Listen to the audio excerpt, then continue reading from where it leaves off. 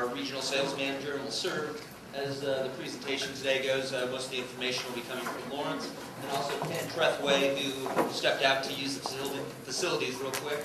Ken is our project manager, and here he is. There's Ken. Great. Thanks again for your time, Lawrence. We've got a packet. Each of you get a packet.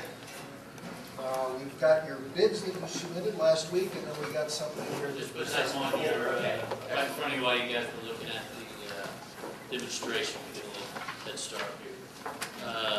As Brian said, thank you very much for the opportunity to present here today.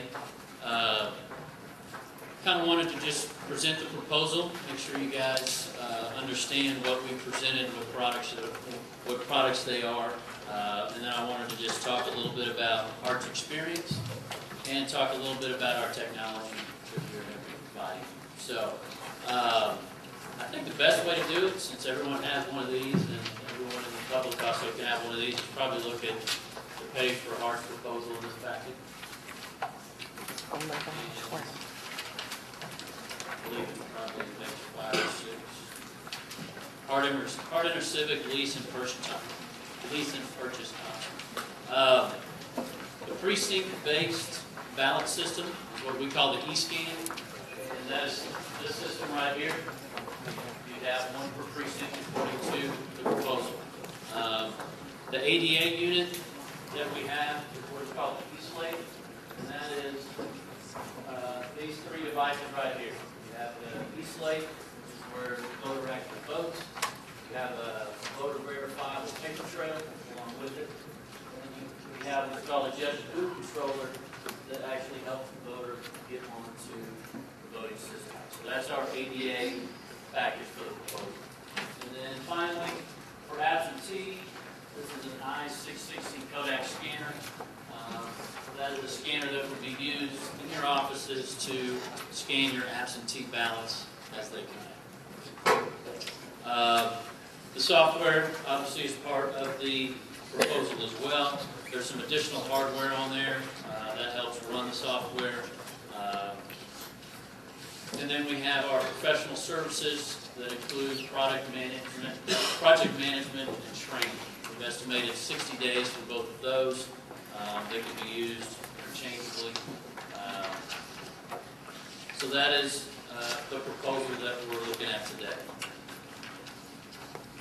We have given you really one price. It is a purchase price. We're trying to be very aggressive with this bid. So the purchase price is basically the same as our lease price going into November 2008. If I can interrupt, I see there's no incentive. Is there some incentive that I'm missing here? Yeah, the incentive is actually built in. More flipped around is we're offering the lease pricing for purchase. Thank you. So the incentive is extending To purchase our equipment. Yeah. Thank you. Right. Just checking and make Yep. sure I didn't miss it. Thank you. And then we have a lease to purchase proposal that would be $1 additional by the end of 2008. A little bit, any questions just on the proposal? Well, I think it's Lawrence, correct? Yes, Mr. Lynch, yes. You're going to see us interrupting you in that regard. This is current generation. Where are we if we buy this equipment now, what about next year? You're going to come back and say, look at this, we have something brand new. And you guys got the old stuff. Right. I mean, that's a concern I have, and I'm sure the board members share. How do you address that? How do you allay my concerns in that regard? Okay. That really goes to the technology that we are currently using today. And I will start first. The technology we're using today was really built from a white piece of paper. All the equipment you see up here was not adapted from a previous type of voting equipment, say a punch card or a lever machine. All of it was developed as a digital precinct scanner, was developed as an ADA unit, as a DRE. It's a fully integrated system. Each of these devices integrates with our software, integrates with future hardware that may be coming down the road, and integrates with the current hardware that we're using now. The e-scan is already a digital scanner. It is a completely 100% digital scanner. If you will look in the packet, I provided a ballot for you. It's a little bit different than an optical scan ballot. The way this ballot is actually read is it is read by the barcodes that are on the ballot. When it goes through the machine, a template is actually placed against this ballot. And what it does is it actually then reads picture density inside the boxes. Okay? Now, the greatest advantages of being digital are one, it allows greater ballot flexibility. We can do 8.5 by 11, we can do 8.5 by 14, we can do 8.5 by 17, 8.5 by 19. On our absentee system, we can actually do 11 by 17. Very, very large ballot. That could save you a lot of money when you're talking about mailing 2 or 3 8.5 by 14 or 8.5 by 17 ballots. You may be able to conclude it all as one ballot for your mail. We were able to use 70-pound paper for our digital scanner. It's a lighter paper than is traditionally used for optical scanning. One, that goes to cost, it's a little cheaper, and two, it's a little lightweight. When you're lugging all these ballots around to each of these precincts, that paper can get pretty heavy, so it allows you to use lighter weight paper. Third, it doesn't have as many restrictions on how you have to print the ballot. So you can actually print these ballots off standard laser printers. Hamilton County actually prints every one of their absentee ballots in-house. Last election they printed 60,000 absentee ballots in-house. And another thing they do is they print their splits in-house, which makes it a lot easier on them. Sometimes it gets confusing sending some of those split precincts down to your third-party print. So they're able to do all of that in-house. Now, when you talk about technology going forward, the eScan is our precinct-based, paper-based technology going forward. It was state-of-the-art today. We plan on it continuing to be state-of-the-art into the future. But what will it do? Is it being, you've applied for certification for the next generation, is that correct? No, we actually have not started on our next generation product. Our next generation product, which I think is the real question here, is we're in the process of designing the specs for that internally. As a corporation, we expect development time somewhere between 20 and 30 months between development and delivery and certification. How many months? Between 20 and 30 months. We haven't spec'd out. I mean, we're at the beginning stages of our next generation product development. Do you anticipate, and I don't want to get necessarily proprietary information, do you anticipate that whatever development you come up with, it will segue into existing product that your customers have purchased from you? In other words, there simply would be upgrade instead of wholesale changes? Correct. That is the current plan, correct. You currently have pending before the EAC System 6.4, is that correct? What is that? How does that affect the product you're... That is basically it's a 2002 version. It was basically to correct or enhance some of the software for the components of the system. It's not a new hardware version of any sort. It's software. All software. Okay. And again, same representation was made to me by counsel for the EAC. You had the option to go to the 2005 standards and chose to have this software put up against the 2002 standards. Number one, is that correct? And if it is, why did you do that? Basically, just because our 2005... Is it correct? Is that yes, the correct you're statement? correct. We chose it to do other 2002 standards. And as I said, it was more of upgrades and fixes than it was to be a new product for the next generation. Well, what would these, if you have something pending to, what I'm hearing you say, Mr. Leach, is that we have an application to fix something in our software or some sort of... It's really to enhance, not necessarily fix. I mean, it's... Can you explain that enhancement and what enhancement we're going to be losing if we stay with your current technology? enhancement. Is it security enhancement? I mean, what is the No, enhancement? basically, it was around BOSS, which is our ballot origination software system. We were going to add some different features and functionality for ballot creation. A lot of it had to do with some Ballot Now issues, which is our absentee software. Enhancements in how you actually read some of the on-screen ballots that come through. The way the system works is it sends a ballot through, it actually takes a digital image of that ballot, and then if you have any voter intent issues, it puts that ballot to a video screen or a monitor, so that you can do your voter intent right there on the monitor, rather than having to go to the ballot and rework the ballot or rewrite the ballot when you make it. So it was really just some enhancements to make it easier, more customer focused, so the customer can easier use our Ballot Now software. And is it, you're hopeful that that will be certified sometime next year? I mean, I understand there are all these vagaries about the Right. EAC and all of that, but you're looking to next year. Correct. Our initial hope was that it could be done for 2008, just to have some enhancements for our customers, but with the backup at the EAC, we now believe that that's probably not possible. Okay, and so back to the chairman's question. Once we, it gets certified, how much is that going to cost us when you come to us with this new great enhancement? Well, that would be part of your annual maintenance and software fee that you pay, that upgrade.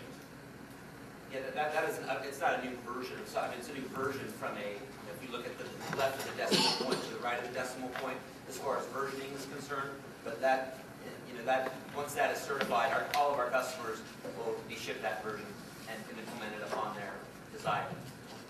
As part of the annual fee? Correct.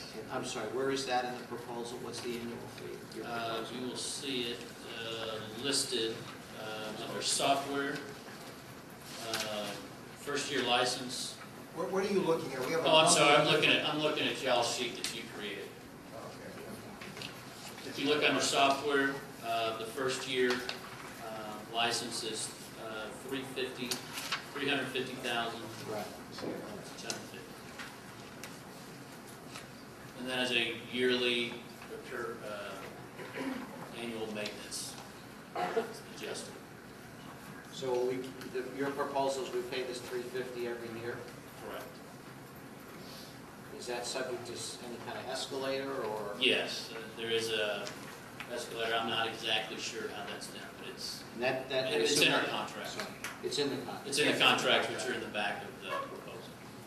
Sorry for my ignorance. What, in regards to your software and how it would interface with ours, we went through this when we went to a centrally based system in March, that was a concern.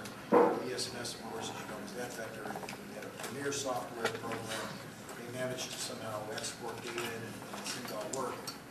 How would you interface with that? How would you address that issue? Is that an issue, or you don't know until you get in here and find out? Well, all of our customers obviously have voter registration programs that we use. They're all on different, from A to Z type vendors. So we've interfaced with all of our customers' interface, and that's part of the project management that goes into a first-time implementation. Is what kind of integration needs to be done at that level. So we would not expect any issues integrating with your other current softwares that you use. Do you have any clients that you actually interface with the DIMS registration system in the United States anywhere? I'm not sure. I do believe we have some in California, but I don't want to misspeak, so I would have to get back to you on that. That's our registration system, so if you could get us an answer. Definitely. Picking up on the matter of, is it an open source code? Or No, in regards to no, this? it's not an open source. And is your product manufactured in the United States? Yes, it is. We manufacture just outside of Houston. In regards to Jane's previous question too about dates of delivery, I'm sure that's still another issue. When could you deliver product? We have an election in August, and the bigger picture is Looking at the size of your August election, we currently have inventory to handle 75 units for each of the 88 units and the e-scan. For all of the bulk of your product for November, we would be looking at an August 1st delivery date. Can you explain to me the difference in a high-volume scanner versus what's referred to as a high-speed scanner? And in your materials, you've stated that you have an output of 3,000 ballots an hour, I believe. Correct. Is that with the human factor and the process factor included in that 3,000 an hour, meaning stop and go because of precincts coming Yes. in and not? And what is it about the Hart system that sets you apart from the high-speed scanning system that ES&S has and is proposing? And why is it better than anything that the other two vendors? There's not a high-speed scanner by Premier, so I guess I'm focused on that Right. high-speed scanner. What is it? I don't know enough about it to understand the benefits. Right. To answer your question, the difference between high speed and high volume, I'm not really sure what the definition is there. It may be used interchangeably.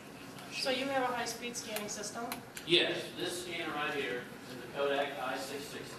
It does 7,200 pages an hour. That's what the specs are from Kodak. Pristine pages and all. Correct. That's, you give it 8.5 by 11, they're all ready to go. If you just fed it, put it on there nonstop, you get 7,200 pages. Now, that's not a real world application for you guys. So, in the counties where we are using this, so we use about now in all of our counties, but the high end that we have seen is around 3,000 ballots. That's what we would have you spec your needs to, is 3,000 ballots per hour. Unfolded? Unfold, correct. Yes, How many that's really, once you put it on the scanner, you're going to get 3,000 ballots an hour. How many folded? How many fold? How many folded ballots will be output an hour? Oh, I don't know. I have to look Is at that our a project function manager on of that. how quickly we unfold them, right? If it was scanner, She's it's asking. more difficult. They're ready to go. Yeah, the absentee ballots, the reason I'm asking is because you're going to have absentee ballots folded. I was just curious in Correct, terms of correct. numbers differentiating. So we're considering you can get about 40 to 45% of the actual output from the scanner. Okay, as far as ballots per hour or pages per hour. We wouldn't feel comfortable saying you could do that. Right, okay. Now, some of the differences is we've chosen, this is a off-the-shelf product, okay? You can go online and look at Kodak's website, get all the specs you need. It's serviced by Kodak. We are not in the scanning business as far as, making, producing. So we chose to outsource that part of the scanning process. They're experts at it, and we felt they could do a lot better at it over time. The other good thing is, if Kodak comes out with a faster scanner, if you guys want to upgrade to that scanner, you were able to do so. So we just felt there, rather than be a proprietary scanner, you would have more options using Kodak. We've also worked with Fujitsu scanners as well. So across the country, what are your three largest jurisdictions that you service? Our three largest jurisdictions, the first one is Harris County, Texas. It is 1.8 million registered voters. We have been servicing that account since actually November of 2000. The second largest customer that we have is Orange County, California.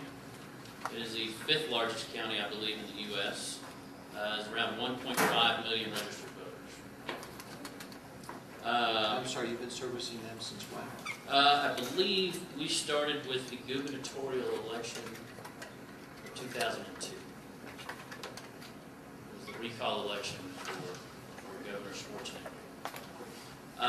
Some of our other larger counties, we have Tarrant County, Texas, which is 650,000 registered voters. They are actually using basically the same setup that we're proposing here. They use eScan as a digital precinct-based scanner, and then they use our 88 flash, ESO for 88 Is Harris and Orange using a different setup than what we're proposing for us? Yes, Harris County and Orange County are all DRE implementations.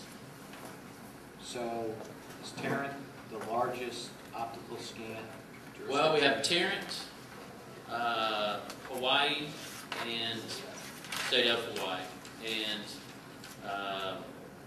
Hamilton County down south are really our three next largest jurisdictions. Hamilton County is using the exact setup that you see here today. Same software version, same products, everything. Did you give us contact people for these jurisdictions? Yes, I believe they're on. Definitely, I know Hamilton County. Yeah, I believe Hamilton, Harris, and Orange are definitely on the list. So of the 5 million voters, I think I saw on your proposal that you guys service have about approximately 5 million voters. So basically, half of that number comes from 3 counties. Is that a fair statement? That's probably true. Which counties more, I mean, we obviously capacity is an issue, and we want to make sure, you know, the vendor's able to handle the capacity that is our county. Which county is most comparable of the ones that you named to our county? Well, Hamilton County is probably the most comparable in the sense that one, it's in Ohio County.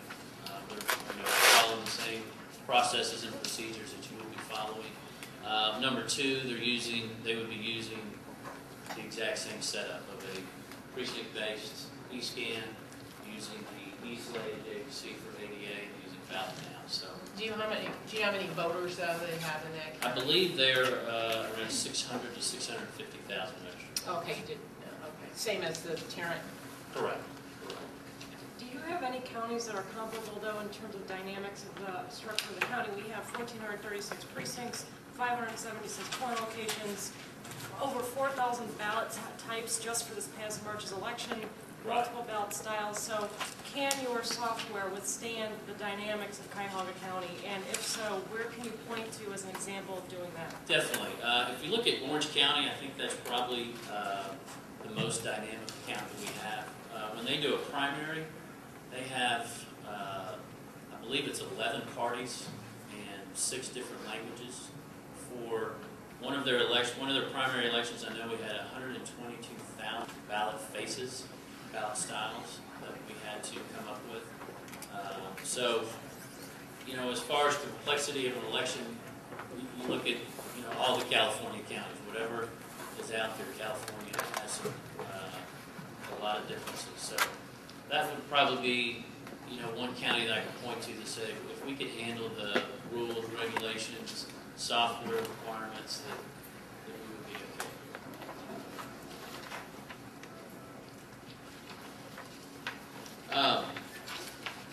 So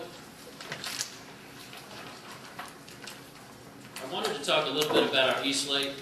You know, the 2 other vendors here are talking about the AutoMark, which is a ballot marking device. We are using a DRE device for ADA.